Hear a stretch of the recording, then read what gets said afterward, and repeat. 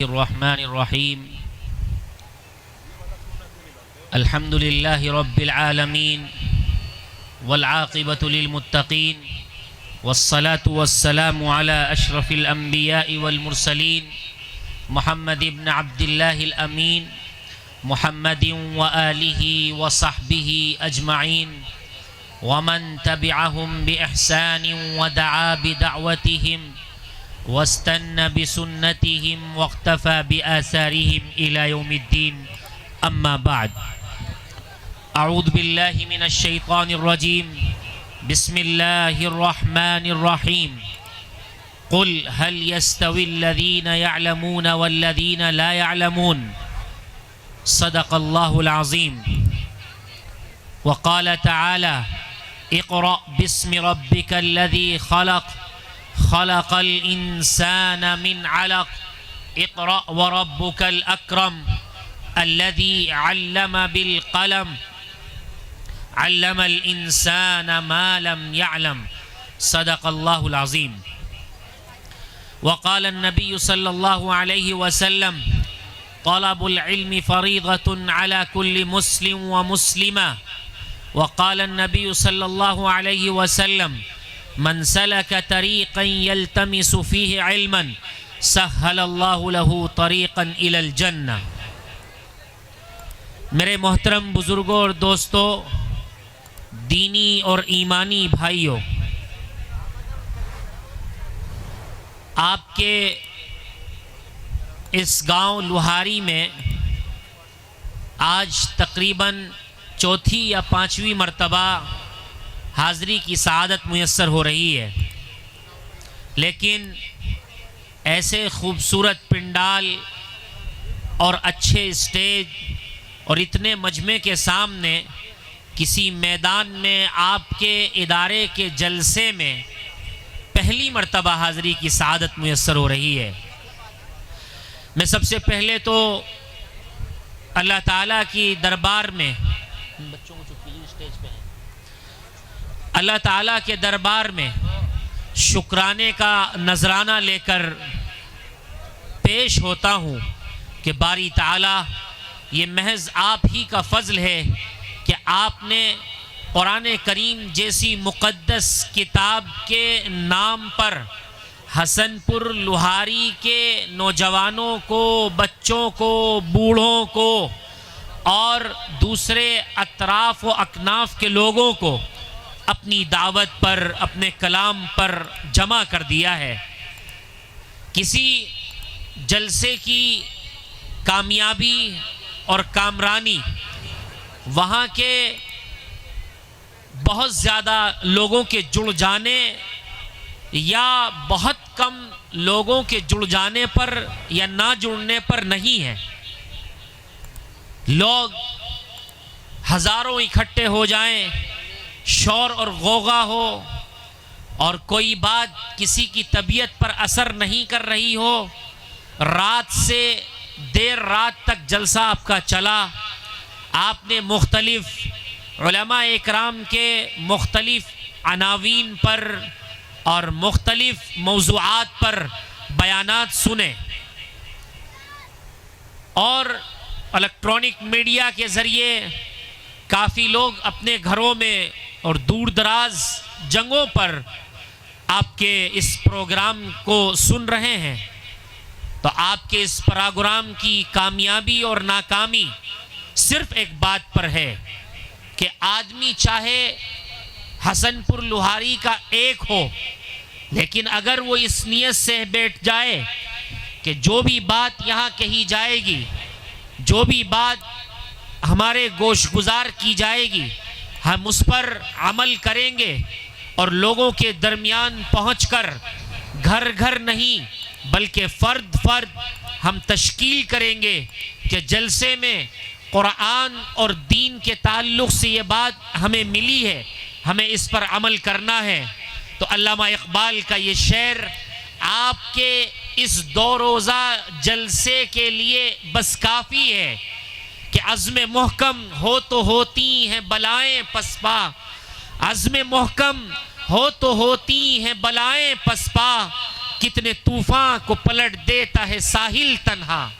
ایک آدمی بھی اگر یہ عزم کر لے کہ یہ جلسہ جو رات سے چل رہا ہے، یہ جلسہ جو دیر تک چلتا رہا اور صبح سے بچوں نے مختلف قراتیں، نظمیں، بیانات، اشعار آپ کی خدمت میں آپ کے گوش گزار کیے، بس آپ میں سے کوئی ایک مرد آہن یا مرد مجاہد یا مرد قلندر یوں لے لے اس بات کو کہ اب حسن پور لوہاری میں اگر میں زندہ رہوں گا تو کوئی بھی فرد بشر، وہ بوڑھا ہو یا جوان، وہ بچہ ہو یا بڑا، وہ مرد ہو یا عورت، کوئی بھی ہو، بغیر قرآن کے اس کو جینے نہیں دوں گا. تو سمجھ لیجئے آپ کا جلسہ کامیاب، آپ کے پیسے کامیاب، آپ کا بیٹھنا کامیاب، آپ کا جاگنا کامیاب، آپ کا پنڈال کامیاب، اور آپ کی محنت اور جد و جہد اور آپ کی کوشش ساری کامیاب ہو گئی. بس آپ کو یہ عزم لے کے یہاں سے اٹھنا ہے کہ اب اگر ہم زندہ رہیں گے تو قرآن کے ساتھ رہیں گے. ہماری نقل و حرکت، ہماری خلوت اور ہماری جلوت صرف قرآن کے مطابق ہوگی تو جلسہ 100% کامیاب ہو جائے گا. رات سے چلنے والا یہ اجلاس آپ کے ذمہ داروں کو بھی میں مبارکباد پیش کرتا ہوں، جنہوں نے ان قمقموں کا، مائک کا اور گرمی میں کولر کا اور سائے کا اور پنڈال کا اور کھانے کا اور ٹریفک کا اور اسٹیج کا اور بچوں کے لیے دستار کا، قرآن کا اور شیلڈ کا ہر طریقے سے انتظام کیا. جس نے بھی یہ انتظام کیا اللہ کے لیے کیا. انشاءاللہ اللہ کی جانب سے اسے خیر عطا کیا جائے گا. اس کی نسلوں میں اللہ تعالیٰ ولی کامل پیدا فرمائیں گے. اللہ تعالیٰ اس کی نسلوں کو ضائع نہیں کریں گے. اس کے مال کو، اس کی جان کو، اس کی عزت کو، اس کی اولاد کو اللہ تعالیٰ اس دنیا میں بھی اور آخرت میں بھی سرخروئی عطا فرمائیں گے. میں بہت مبارکباد پیش کرتا ہوں مدرسے کے ذمہ دار کو، جنہوں نے یہ پورا نظام ترتیب دیا، اور یہاں کے اساتذہ کو اور یہاں کے طلباء کو اور یہاں کے فضلاء کو، اور خاص طور سے ان لوگوں کو میں بہت مبارکباد پیش کرتا ہوں جن کے چند بچوں نے اپنے سینے میں قرآن کو محفوظ کر لیا ہے، اور ان کو بھی مبارکباد پیش کرتا ہوں جن کے بچوں نے اسکول کی مشغولیت کے ساتھ، یونیورسٹی اور کالجز کی مشغولیت کے ساتھ اور تجارت کی مشغولیت کے ساتھ اور دیگر مشغولیت کے ساتھ ناظرہ قرآن آپ کے اس مدرسے، اس مکتب میں پڑھا ہے. میں ان کو بھی مبارکباد پیش کرتا ہوں، اور مبارکباد پیش کرتا ہوں ان سب کے والدین کو، والد کو، والدہ کو، بہنوں کو، بھائیوں کو، چچاؤں کو، پھوپھیوں کو، داداؤں کو، سب کو مبارکباد پیش کرتا ہوں کہ سب آپ مبارکباد کے مستحق ہیں. آج سے زیادہ حسن پور لوہاری کا خوبصورت جشن کوئی دن ہو ہی نہیں سکتا. باراتوں کا جانا، پیلیسوں کو آباد کرنا، راتوں میں ڈھینگا مشتی کرنا، ناچ گانے کرنا، پٹاخے پٹخانا، ڈانس والی گاڑیاں لانا، یہ سب قرآن نے ہم کو بتایا حرام ہے. حرام تو حرام کا جشن نہیں ہو سکتا. قرآن سے اچھا جشن، قرآن سے اچھا میلہ، قرآن سے اچھا پنڈال، قرآن سے اچھا پروگرام، قرآن سے اچھی زیادہ مبارکباد، قرآن سے بہترین کوئی خوشخبری ہو ہی نہیں سکتی. بشارت ہے اس کے لیے جس کے بیٹے نے، بیٹی نے، جس کے لڑکے نے، نوجوان نے، جس کے محلوں کے افراد نے قرآن اپنے سینوں میں محفوظ کر لیا ہے. وہ بہت مبارکباد کے مستحق ہیں. وہ جہنم میں نہیں جائیں گے. قرآن جہنم میں نہیں جا سکتا. جس کے سینے میں قرآن ہوگا وہ جنت میں جائے گا، اور ساتھ میں ان لوگوں کو بھی جنت لے جائے گا جن کا دوزخ میں جانے کا اعلان ہو گیا ہوگا. اللہ تعالیٰ ایک حافظ کو یہ اتھارٹی دیں گے، یہ اختیار دیں گے، یہ کہیں گے کہ جاؤ جن کا 10 لوگوں کا جنت میں، جہنم میں جانے کا اعلان ہو گیا ہے، آپ کے خاندان والے، آپ کے رشتہ دار، آپ کے والدین، آپ کے اعزا اقربا، وہ سارے کے سارے آپ کے اپنے ہیں، تم انہیں لے کے جنت میں جاؤ. تم ان کو لے کر کے جنت میں جاؤ اور تم ان کو جنت میں داخل کراؤ۔ میرے محترم بزرگوں اور دوستوں، اللہ تبارک و تعالیٰ نے یہ آپ کو بڑا عظیم تحفہ عطا فرمایا ہے۔ آج کے دن سے زیادہ کوئی خوشی ہو نہیں سکتی ہے، اور میں مبارکباد پیش کروں گا ان لوگوں کو بھی جنہوں نے دامے، درمے، قدمے، سخنے، مال کے ذریعے، محبت کے ذریعے، اکرام کے ذریعے، احترام کے ذریعے کسی بھی درجے میں اپنی مسجد کا، اپنے مکتب کا، اپنے اس جلسے کا، اپنے علماء کا، اپنے دانشوروں کا، اپنے فضلاء کا تعاون کیا۔ جس کسی نے محبت سے بھی دیکھا، کسی نے دعا بھی کی کہ اللہ اس جلسے کو کامیاب کر دے، کسی نے ان بچوں کو دیکھ کر کے خوشی کا اظہار بھی کیا دل میں۔ کچھ لوگ ہیں جو آنا چاہتے تھے نہیں آ پائے۔ میری آواز یہ پردہ نشین ماں اور بہنوں تک بھی جا رہی ہوگی، وہ بھی مبارکباد کی مستحق ہیں جو ان پروگرام کو سن کر اپنے دلوں میں خوشی محسوس کر رہی ہیں۔ یہ حسد کا وقت ہے کہ آپ اس پروگرام سے حسد کریں کہ ہمارا بچہ حافظ کیوں نہیں ہوا، ہمارا بچے نے قرآن کیوں نہیں پورا کیا، ہمارا بچہ قاری کیوں نہیں بنا، ہمارا بچہ عالم کیوں نہیں بنا۔ یہ ہے حسد۔ حسد کیا جا رہا ہے فلک پوش عمارتوں میں، گاڑیوں میں، گھوڑوں میں۔ ابھی کسی نے مجھے ایک کارگزاری سنائی حسن پور لوہاری کی، کہ حسن پور لوہاری کے خاص طور سے اس محلے کے جو مسلمان ہیں وہ معاشی اعتبار سے اس سے پہلے کہ یہ مسجد اور اس کا مکتب یہاں نہیں چلتا تھا تو بہت اچھے حالات نہیں تھے، معاش سے پریشان تھے، مزدور تھے، لیکن جب سے یہ مکتب چلا ہے آپ اس کو محسوس نہیں کر رہے ہیں۔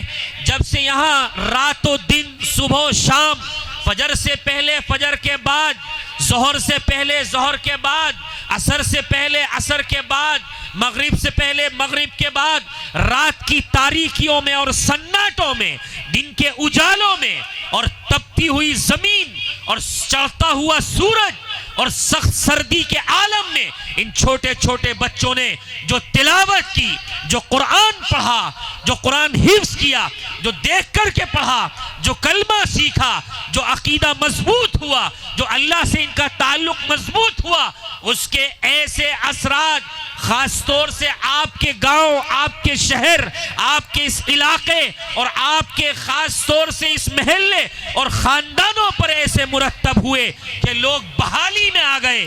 ایک 20 سال کا نوجوان 20 کروڑ کا مالک بن گیا، ایک 10 سال کا نوجوان اچھی خاصی پراپرٹی کا مالک بن گیا، بہترین کاروبار ہو گئے، بہترین کھان پین ہو گئے، بہترین گھر بن گئے، اچھی گاڑیاں آ گئی، خوشیاں ہو گئی، بہترین نظام بن گیا۔ آپ نے سوچا کبھی یہ سب کیسے ہوا؟ یہ آپ کے مکتب کی وجہ سے ہوا۔ یہ بات بالکل یقینی ہے، خدا کی قسم، جب تک یہ مکتب ہے، یہ مکاتب ہیں، یہ مدارس ہیں، یہ مساجد ہیں تو سورج نکلے گا۔ اگر یہ مدارس نہ ہوئے، اگر یہ مکاتب نہ ہوئے اور آپ کے حسن پور کا یہ مکتب نہ چلا تو سورج کا نکلنا بند ہو جائے گا، قیامت چھا جائے گی۔ اللہ کے نبی صلی اللہ علیہ وسلم نے فرمایا جس گھر میں نفلیں نہ پڑھی جائیں، جس گھر میں سنتیں نہ پڑھی جائیں، جس گھر میں نمازیں نہ پڑھی جائیں، جس گھر میں اذان نہ دی جائے، جس گھر کے اندر اذان کی آواز نہ آتی ہو، جس گھر میں قرآن کی تلاوت نہ کی جائے، وہ قبرستان ہے، وہ قبرستان ہے۔ یہ مکتب آپ کے لیے ایسا ہے جیسے ریڑھ کی ہڈی، یہ مکتب آپ کے لیے ایسا ہے جیسے آپ کے دل میں دھڑکتا ہوا دل، یہ مکتب آپ کے لیے ایسا ہے جیسے آپ کی دونوں آنکھوں میں روشنی، یہ مکتب آپ کے لیے ایسا ہے جیسے آپ کے دونوں بازو، یہ مکتب آپ کے لیے ایسا ہے جیسے آپ کے دونوں پیر، جیسے آپ پیروں کے بغیر چل نہیں سکتے، آنکھوں میں نور کے بغیر دیکھ نہیں سکتے، جیسے ہاتھ میں قوت کے بغیر کوئی چیز پکڑ نہیں سکتے، ویسے ہی اگر آپ کی اولاد ہے، دولت ہے، زمین جائیداد ہے، لیکن مکتب نہیں ہے تو سمجھ لو آپ بغیر ہاتھ پیر کے ہیں۔ آپ کے پاس اولاد ہے لیکن ان کے پاس کوئی دین نہیں، قرآن نہیں، ایمان نہیں تو سمجھ لو آپ مفلوج ہیں۔ اللہ تعالیٰ نے ارشاد فرمایا قل هل يستوي الذين يعلمون والذين لا يعلمون، کہ جاننے والا اور نہ جاننے والا دونوں برابر نہیں ہو سکتے۔ رات سے آپ نے بہت ساری تقریریں سنی ہوں گی، بہت ساری تقریریں سنی ہوں گی، ان پہ عمل ضرور کیجئے، لیکن میری بات تقریر نہیں ہے، یہ میرے دل کا زخم ہے جو میں اپنی قوم کے سامنے رکھنا چاہتا ہوں۔ آج ہماری قوم نے سارے کام کیے ہیں، بہترین شادیاں، لڑکیوں کو پالا پردے میں، لڑکوں کو پالا اچھی طریقے سے، ان کی تربیت کری اچھی طریقے سے، بچیوں کو پالا، لیکن جہاں وقت آتا ہے شادیوں کا، وہی نوجوان بھائی جس کی بہن کی طرف کوئی دیکھ نہیں سکتا، وہی باپ جس نے پنجرے میں اپنی بچیوں کو پالا، لیکن جب وقت آیا شادی کا تو اس خبیث باپ نے، اس مردود بھائی نے بہن کو چست لباس پہنایا، بیوٹی پارلر میں تیار کرایا اور اس کی نمائش کراتا ہے جا کر، کہاں؟ وہ نمائش کراتا ہے میرج ہال میں۔ اللہ تعالیٰ نے ارشاد فرمایا ان المبذرین کانوا اخوان الشیاطین، ان المبذرین کانوا اخوان الشیاطین، جو لوگ فضول خرچی کرتے ہیں وہ شیطان کے بھائی ہیں، جو لوگ فضول خرچی کرتے ہیں وہ شیطان کے بھائی ہیں۔ آج انسان بھنگی بن کے کماتا ہے، مزدور بن کے کماتا ہے، اور کروڑوں روپے کی خطیر رقم 2 گھنٹے جاتا ہے میرج ہال میں اور سب اڑا کے چلا آتا ہے، اور لوگ اس کو کہتے ہیں، سمجھاتے ہیں کچھ ہم جیسے دیندار لوگ کہ صاحب نہ خرچ کریے، کہتا ہے مولوی صاحب کمایا تو آج ہی کے دن کے لیے تھا، ایک ہی تو بچی ہے کیا کروں گا، ایک ہی تو بچہ ہے اس دولت کا کیا کروں گا۔ یہ غلیظ، یہ سنڈاس جیسے الفاظ، یہ نالی کے کیچڑ جیسے الفاظ، یہ ناسور جیسے الفاظ وہ اپنی زبان سے نکالتا ہے، اس لیے کہ مکتب سے اس کا تعلق نہیں، دین سے اس کا تعلق نہیں، قرآن سے اس کا تعلق نہیں، علماء سے اس کا تعلق نہیں، اور اپنی بچیوں کو سارے محلے والے رشتہ دار سجا بنا کر لے جاتے ہیں اور میرج ہال میں ان کی نمائش لگواتے ہیں۔ یہ جو وہاں ویٹر ہوتے ہیں یہ آپ کے خالہ کے بچے ہیں یا ماموں کے بیٹے ہیں، ان کی نمائش لگتی ہے، وہ آپ کی لڑکیوں کو کھانا کھلاتے ہیں، تمہیں شرم نہیں آتی، تمہیں غیرت نہیں آتی، تم 2 روٹی کے لقموں کے لیے، تم 2 بوٹیوں کے لیے، تم چند لقمے چاولوں کے لیے اپنی بچیوں کی نمائش لگواتے ہو، انہیں برہنہ کرتے ہو، انہیں میرج ہال میں لے آتے ہو۔ لعنت ہے تمہاری زندگیوں پر، تمہاری ایسی شادیوں پر، تمہاری ایسے کھانوں پر، تمہاری ایسی تہذیب پر، تمہارے ایسے کلچر پر۔ اور جو لوگ شادیاں سجاتے ہیں اب میرج ہال میں اور سجاتے ہیں اپنی لڑکیوں کو، ان کا بازار لگاتے ہیں، انہیں اسٹیج پر سجاتے ہیں، اور وہاں خالہ زاد بھائی، ماموں زاد بھائی اور دنیا بھر کے نوجوان ان کو کھانے کھلاتے ہیں۔ شرم آنی چاہیے ایسے باپ کو، ڈوب مر جانا چاہیے ایسے شوہر کو، ڈوب مر جانا چاہیے ایسے بھائی کو۔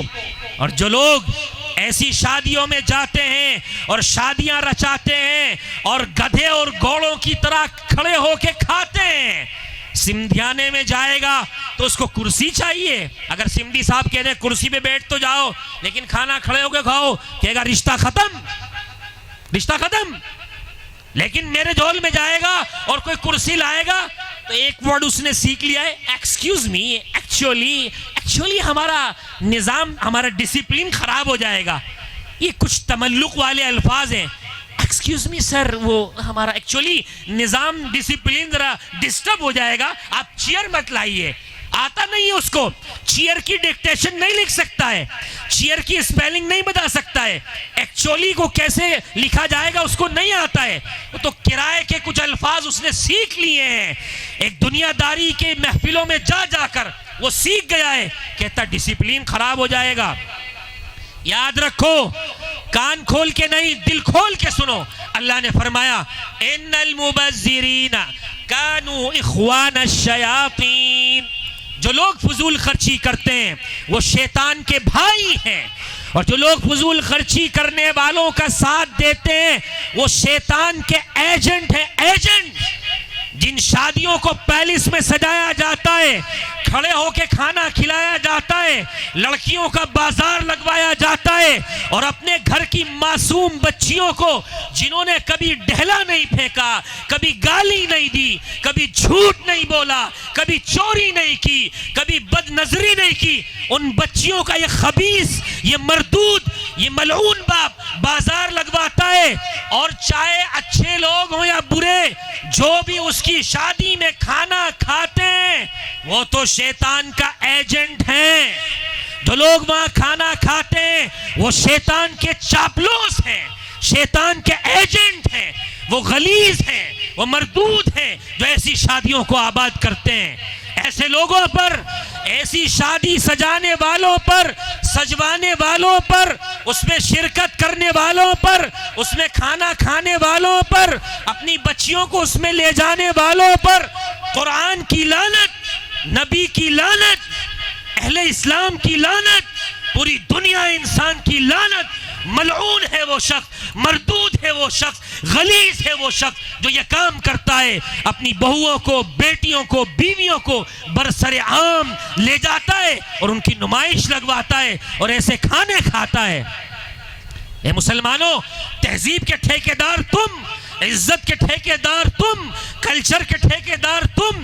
تمہارے نبی سنت لے کے آئے، شریعت لے کے آئے، نظام زندگی لے کے آئے، اور تم 7 سمندر پار سفید فوم انگریزوں کی سڑی ہوئی تہذیب، سڑا ہوا کلچر، سڑے ہوئے کردار کے دل دادا بنے ہوئے ہو۔ تمہیں نبی کی سنت سمجھ نہیں آتی ہے۔ تم چاول کے دانوں کو اور روٹیوں کے لقموں کو ان جوتوں کے تلووں کے نیچے رونتے ہو جو لیٹرنگ اور پاخانوں سے سڑے ہوئے ہیں۔ خدا نے اگر تمہیں رون دیا تو تمہاری ساری دولت ختم ہو جائے گی۔ آج حالات یہ ہیں کہ ہر آدمی کسی امام کے پاس جاتا ہے، کسی مولوی کے پاس جاتا ہے، کسی عامل کے پاس جاتا ہے۔ بچہ بہت نافرمان ہو گیا ہے، بچی کہنا نہیں مان رہی ہے، چینی پڑھ دیجئے، شہد پڑھ دیجئے، پانی پڑھ دیجئے۔ ارے بابا، اس کی فطرت تم نے مسخ کر دیے۔ اب چینی نہیں، چینی کے گودام پہ پھکوا لو، سمندر پہ پھکوا لو، شہد کے چھتوں پہ پھکوا لو، اب کچھ ہونے والا نہیں ہے۔ اس لیے کہ جب وہ مرحلت طفولیت میں تھا، بچپن میں تھا، اس کا دماغ صاف، اس کے دل کی تختی صاف، اس کے کان چولیوں سے صاف، آنکھیں صاف، زبان صاف، پورا جسم صاف تھا۔ تم نے اس کے اندر بے دینی بھری، کوٹ کوٹ کے بھری، خرید خرید کے بھری، تم نے اس کے ساتھ ظلم کیا۔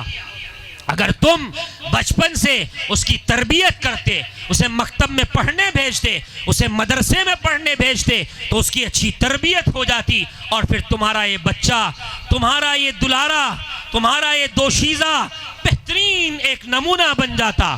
یاد رکھیے، اللہ تعالیٰ نے یہ زمین بنائی، اور اس کرۂ ارضی کو بنانے کے لیے اللہ تعالیٰ نے خود قرآن میں ارشاد فرمایا کہ میں فرشتوں کو جمع کر کے کہا کہ میں ایک ایسی قوم دنیا میں بسانے والا ہوں جو میری نیابت کرے گی، پوری دنیا میں میرا خلیفہ ہوگا۔ فرشتوں نے کہا وہ تو جھگڑیں گے، وہ تو آپس میں لڑائی کریں گے۔ اللہ نے فرمایا انی اعلم ما لا تعلمون، جو میں جانتا ہوں وہ تم نہیں جانتے ہو۔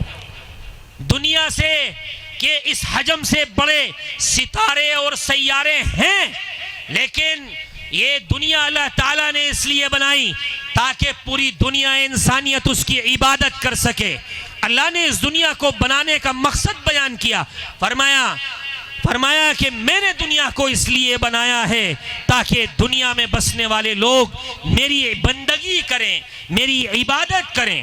اور پھر اللہ تعالیٰ نے رات کو اس لیے پھیلایا تاکہ تمہیں سکون ملے، اور دن میں سورج کی کرنوں کو بوچھار کر دیا، پھیلا دیا تاکہ تم کام کر سکو۔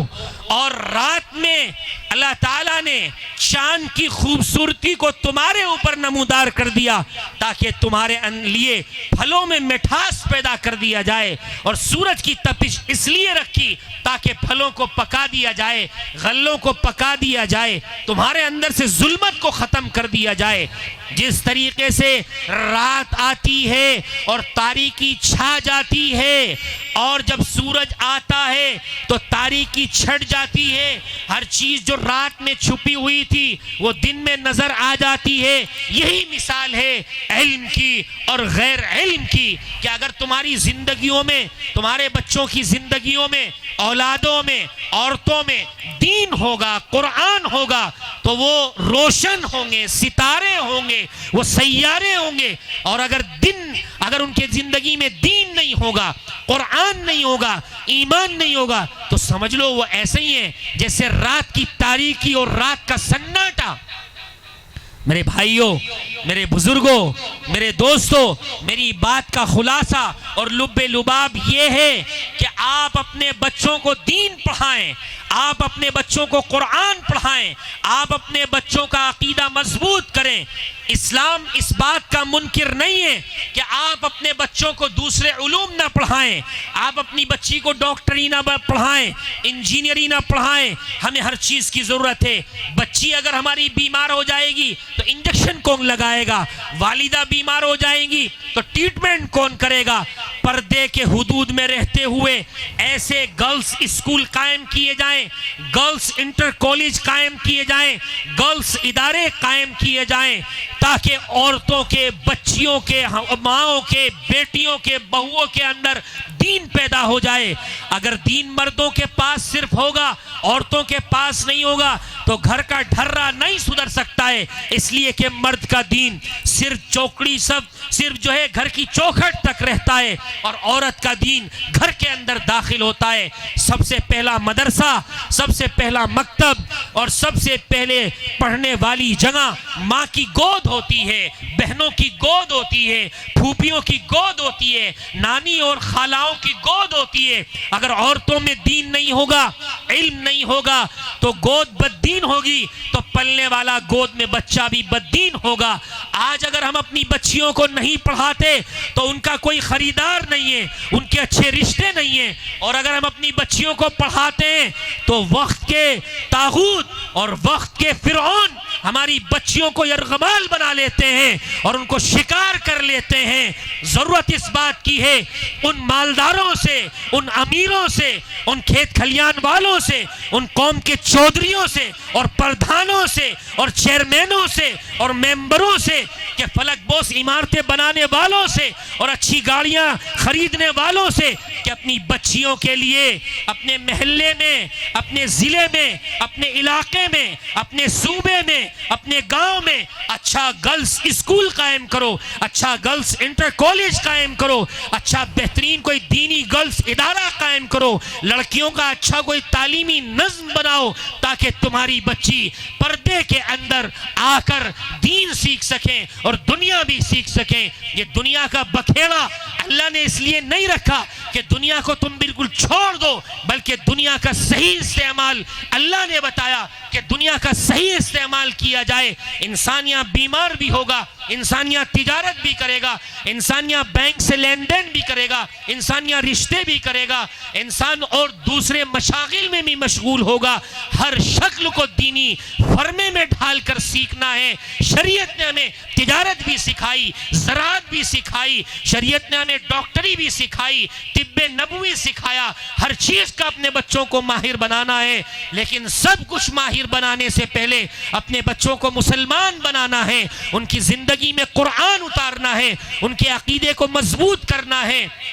اور آج کے اس دور میں جو بچے ہمارے اسکول میں جاتے ہیں، وہاں جو لادینی سلیبس ان کو پڑھایا جاتا ہے، جس سے ان کے اندر یہودیت، نصرانیت، لادینیت، غیر مذہبیت اور صرف نفس پرستی کا ان کو پجاری بنایا جاتا ہے. ایسے ماحول کو معتدل بنانے کے لیے اور ان کے ذہن کو لادینیت سے ہٹانے کے لیے, ان کے ذہن کو بددینی سے ہٹانے کے لیے, ان کے ذہن کو دیندار, شریف اور ایمانت دار اور اچھا تاجر, اچھا وکیل, اچھا جج, تاکہ آگے چل کے, کیونکہ وقت ڈگریوں کا ہے, یہ دور ڈگریوں کا ہے, یہ دور چیلنج کا دور ہے, یہ دور علم کا دور ہے, یہ دور قلم اور کرتاس کا دور ہے. ان بچوں کو ان کے مائنڈ کو سیٹ کرنے کے لیے آپ کی یہ مسجد کا مکتب آپ کے بچوں کے لیے آپ کی روح ہے, آپ کا دل ہے, آپ کا دماغ ہے, آپ کی ریڑھ کی ہڈی ہے. آپ اسے مضبوط کریں. آپ یہ مت سوچیں کہ ایک دو بچے قرآن پڑھ لیں, ایک دو بچے حافظ ہو جائیں. ہم جب تنہائی میں بیٹھ کر سوچتے ہیں کہ ہزاروں تقریریں ہو رہی ہیں, ہزاروں جلسے ہو رہے ہیں, ہزاروں مدرسے کھلے ہوئے ہیں, اس کے باوجود بھی بددینی کیوں, لادینیت کیوں, اسکول ہمارے نہیں, کالجز ہمارے نہیں, یونیورسٹیز ہماری نہیں, تو ہمیں ایک بات نظر آتی ہے کہ عوام کا علماء سے اعتماد ختم ہو گیا ہے, عوام علماء سے بدظن ہو گئی ہے. امام کا وہ اکرام نہیں. امام ایک حاکم ہوتا ہے, امام کو ایک بندھوا مزدور بنا دیا گیا ہے, جو اس کی شہنشاہیت ہونی چاہیے تھی, کیونکہ وہ امام ہے, وہ امام وقت ہے, وہ آپ کے مسجد کے 5 نمازوں کا امام نہیں بلکہ معاشرے کا ایک ذمہ دار ہے. لیکن لوگوں نے اس کو بندھوا مزدور بنا دیا ہے. وہ ڈرا اور سہما رہتا ہے. اس کے پیچھے جب وہ نماز پڑھتے ہیں وہ ڈر اور سہم کے نماز پڑھاتا ہے. آزادانہ کوئی کام اس کو اختیار نہیں دیا جاتا ہے. لہذا ضرورت اس بات کی ہے کہ ائمہ کا ہر طریقے سے خیال کیا جائے, ان کو آزاد کیا جائے, ان کے دماغ کو آزاد کیا جائے, ان کی فکر کو آزاد کیا جائے, ان کے علم کو آزاد کیا جائے, ان کے چلنے پھرنے, ان کے تعلقات, ان کے پروگرام, ان کی فکر کو آزاد کر دیا جائے, تاکہ ایک امام آزادی کے ساتھ زندگی گزارے. وہ تمہارا بندوا مزدور نہیں, وہ کسی متولی, کسی خزانچی, کسی ممبر کا کوئی ملازم نہیں ہے. وہ وقت کا امام ہے, وقت کا حاکم ہے. وہ جو چاہتا ہے وہ کرے گا. قرآن و سنت کی روشنی میں آج جو نمازیں فائدہ نہیں دے رہی ہیں, آج جو مدرسے فائدہ نہیں پہنچا رہے ہیں, اس کی وجہ یہ ہے کہ ہر آدمی تانا کشی پہ لگا ہوا ہے, ہر آدمی پیر کھینچنے پہ لگا ہوا ہے, ہر آدمی پگڑی اچھالنے پہ لگا ہوا ہے. علماء سے اپنا اعتماد بحال کرو. یاد رکھو, اور یہ چاندی کے ورق پر سونے کے قلم سے لکھنے کے قابل ہے کہ جو لوگ علماء سے نفرت کرتے ہیں, علماء سے عداوت کرتے ہیں, ائمہ کی چغلیاں کرتے ہیں, اپنی چوکڑیوں میں بیٹھ کر امام کے خلاف باتیں کرتے ہیں, مدرسے کے خلاف باتیں کرتے ہیں, علماء کی قدر نہیں کرتے, ان کے گھر میں دین نہیں داخل ہو سکتا, ان کے بچے حافظ نہیں ہو سکتے, عالم نہیں ہو سکتے, انہیں قبر میں سکون نہیں مل سکتا ہے. ان کی دنیا تو دنیا, آخرت بھی خراب ہو جائے گی. اور جو لوگ علماء سے محبت کرتے ہیں, ان کی قدر کرتے ہیں, ان کی عزت کرتے ہیں, ان سے مشورے کرتے ہیں, اور جہاں چغلی ہو رہی روک دیتے ہیں. چغلی کرنا حرام, چغلی کرنا غلط ہے, اور چغلی کرنے والا اپنی نیکیاں دوسرے کو دے دیتا ہے. جو لوگ کسی بھی درجے میں علماء کا احترام کرتے ہیں, قرآن کے پڑھنے اور پڑھانے والوں کا احترام کرتے ہیں, اللہ تعالیٰ ان کی نسلوں میں, ان کی اولادوں میں ولی کامل پیدا فرما دیتے ہیں. پھر ان کے بچے ان کے خدمت گزار بن جاتے ہیں, بڑھاپے میں ان کا سہارا بن جاتے ہیں, کیونکہ انہیں اپنے اساتذہ کی دعائیں ملی ہوتی ہیں. لیکن ایک طبقہ وہ ہے جو علماء کو بھی اچھی نگاہوں سے نہیں دیکھتا ہے, اور جن کے پاس ابھی نئی دولت آ گئی ہے, جن کے لہجے بدل گئے, جن کا طرز زندگی بدل گیا ہے, چند کاغذ کے ٹکڑے ان کی جیب میں, یا ان کا بینک بیلنس کیا بنا, ان کی تجارت کیا بنی, وہ سمجھتے ہیں یہ تو قرآن کے پڑھنے پڑھانے والے ملا یوں ہی ہیں, یہ تو بیکورڈ ہیں, یہ تو اولڈ مائنڈ ہیں. یاد رکھیے ایک سورت ہے سورہ رحمان, جس کو کہا گیا ہے وہ قرآن کی دلہن ہے. اللہ تعالیٰ نے فرمایا الرحمن علم القرآن خلق الانسان علمہ البیان. اللہ نے فرمایا رحمان رحمان کون ہے؟ اللہ رحمان ہے. اور رحمان اللہ فرما رہے میں ہوں رحمان. خلق الانسان. اور رحمان خلق الانسان، اللہ نے انسان کو پیدا کیا، پوری دنیا کائنات کو بنایا، پوری دنیا کی تخلیق اللہ نے کی، پورا نظام اللہ نے بنایا. اللہ نے انسان کو پیدا کیا. خلق الانسان علم البیان. الرحمن علم القرآن خلق الانسان. اللہ تعالیٰ نے پہلے قرآن کا تذکرہ کیا، بعد میں انسان کا تذکرہ کیا. نکتہ یہ پتا چلا کہ ہونا تو یہ چاہیے تھا کہ میں نے انسان کو پیدا کیا تاکہ میں اس کو قرآن سکھاؤں، لیکن کیونکہ پہلے قرآن کو اس لیے بیان کیا کہ قرآن کی اہمیت بتانا مقصود تھا. علم القرآن خلق الانسان. خلق الانسان کہ پوری تخلیق کائنات کا وجود ہی تفہیم قرآن کے لیے برپا کیا گیا ہے. یہ مقصد ہے. یعنی معلوم یہ ہوا اس سورت کے پہلے لفظ سے علم القرآن سے کہ قرآن کے سب سے پہلے معلم، سب سے پہلے استاذ، سب سے پہلے ٹیچر، سب سے پہلے شارح اور ترجمان خود اللہ ہیں. اللہ نے قرآن سکھایا. قرآن اللہ کی برگزیدہ کتاب ہے اور نبی اس کو کہتے ہیں جس کے ساتھ معجزات بھیجے جائیں. آپ صلی اللہ علیہ وسلم سے پہلے حضرت موسیٰ کو بھیجا گیا. حضرت موسیٰ چلے گئے، ان کا معجزہ عصا بھی چلا گیا. حضرت صالح کو بھیجا، حضرت صالح چلے گئے، ان کی اونٹنی بھی چلی گئی. اور قرآن سے پہلے اللہ تعالیٰ نے توریت، زبور، انجیل کو بھیجا، لیکن ان میں تحریف ہو گئی، ان پر عمل ختم. لیکن اللہ کے نبی حضرت محمد صلی اللہ علیہ وسلم کو عالمی نبی بنا کر بھیجا گیا، عالمی شریعت لے کے بھیجا گیا، عالمی قانون بنا کر بھیجا گیا اور عالمی کتاب بھیجی گئی. نبی چلے گئے لیکن قرآن موجود ہے. یہ قرآن کا سب سے بڑا معجزہ ہے. یہ قرآن کا سب سے بڑا معجزہ ہے کہ قرآن اگر کسی کے پاس ہے، کسی کی زندگی میں ہے، کسی کے بچوں کے سینے میں ہے، پھر اسے ڈرنے کی ضرورت نہیں، اسے گھبرانے کی ضرورت نہیں، اسے کوئی بھی فکر کرنے کی ضرورت نہیں. قرآن ایک عجیب معجزہ ہے. حضرت ربعی ابن عامر نے رستم کے دربار میں یہی بات کہی تھی، اللہ ابتعثنا لنخرج من شاء من عبادت العباد الى عبادت اللہ وحدہ. اے رستم، میں ایک اللہ کی بندگی کی طرف تمہیں بلاتا ہوں، تمہیں توحید کی دعوت دیتا ہوں. میں اس بندے کی دعوت تمہیں دینے کے لیے آیا ہوں جس نے لوگوں کو لوگوں کی بندگی سے نکال کر ایک اللہ کی بندگی میں جھکایا اور سمجھایا.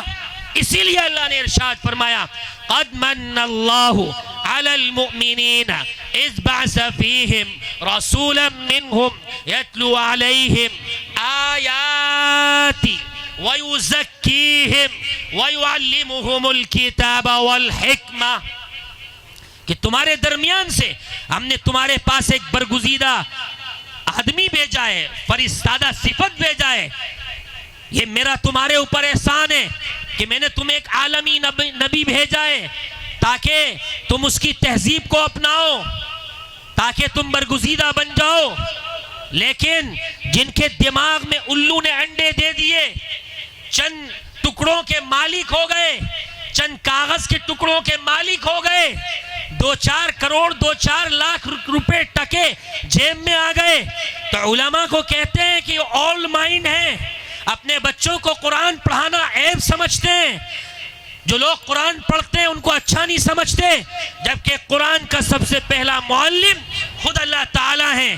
یاد رکھو، جو لوگ قرآن کے پڑھنے پڑھانے والوں کو، قرآن کے سمجھنے اور سمجھانے والوں کو، ان مکتب اور مدرسے والوں کو، ان مسجد والوں کو، ان خانقاہ والوں کو، ان اللہ والوں کو، ان پڑھنے والے طلبہ اور طالبات کو جو لوگ بھی گری ہوئی نگاہوں سے دیکھتے ہیں، چھوٹا سمجھتے ہیں، اچھوت سمجھتے ہیں، کمتر سمجھتے ہیں، وہ نالی کے کیچڑ کے کیچوے ہیں، وہ بیکار ہیں، وہ ذلیل ہیں، وہ قرآن کے مخالف ہیں، وہ اللہ کے دشمن ہیں، وہ اللہ کے باغی ہیں۔